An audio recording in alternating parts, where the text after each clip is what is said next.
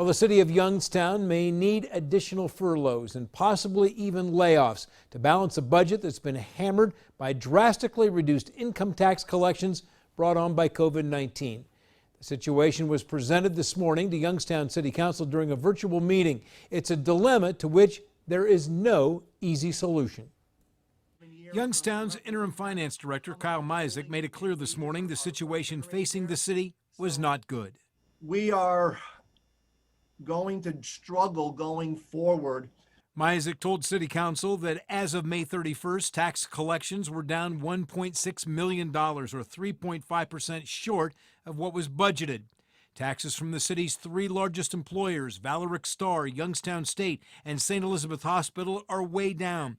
So Mizek is forecasting a year-end budget shortfall of $4 million, or 8.7% less than what was budgeted.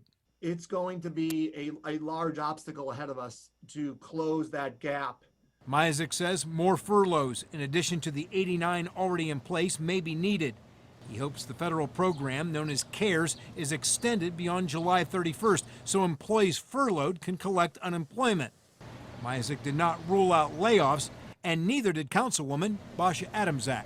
I think we should just at least be preparing ourselves for that possibility that it may happen. I mean, I know, we don't want to state it prematurely, but it seems as though that may end up happening.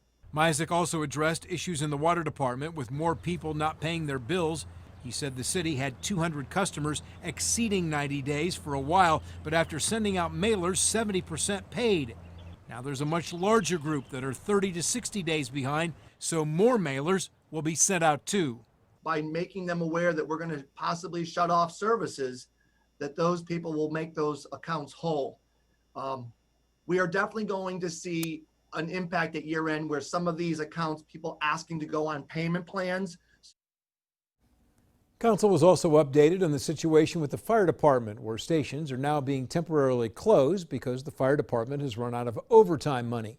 Council will have a safety committee on Thursday afternoon where the fire station situation is expected to be discussed further.